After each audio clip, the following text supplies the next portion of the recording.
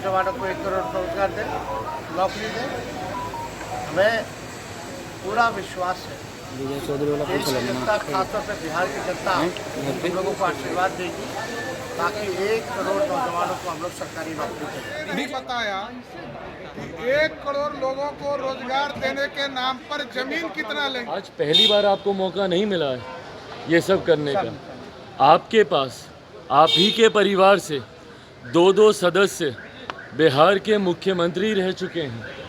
नकारात्मक बयान है।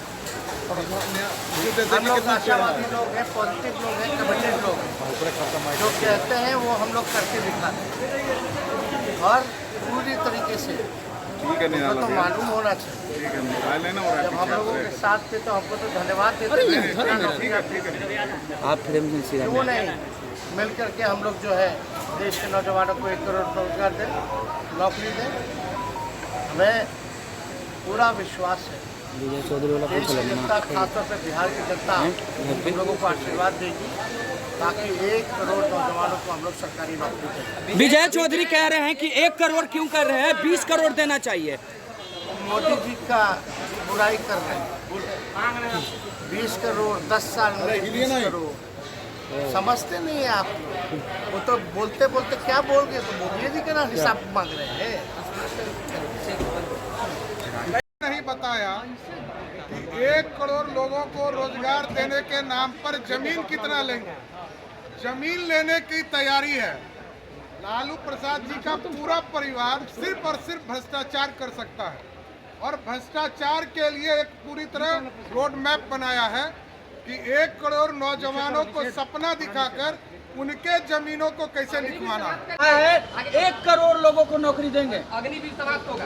भाई अगर 1 करोड़ लोगों को नौकरी ये दे सकते हैं तो एक लंबे समय तक इन्हीं के परिवार के लोग बिहार की सत्ता में रहे और उस वक्त कैसे नौकरियां बांटी गईं ये हम में से किसी को बताने की ज़रूरत नहीं है। चुनावी समय में वादे बड़े बड़े किए जाते हैं, बातें बड़ी बड़ी कही जाती हैं, पर हकीकत जब खुद सत्ता में आते हैं तो उसके बाद पता चलता है, फिर बहाने बनाए जाते हैं। फिर कहा जाता है कि हमने गठबंधन की सरकार नहीं तो अपनी सरकार के लिए कहा था।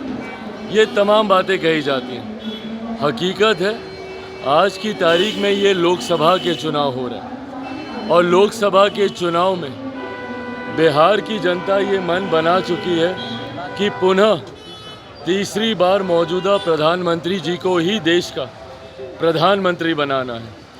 और उत्तर प्रदेश को उदाहरण के तौर पर बिहार के लोग भी देख चुके हैं कि सही मायनों में एक डबल इंजन की सरकार ही राज्य का विकास कर सकती है।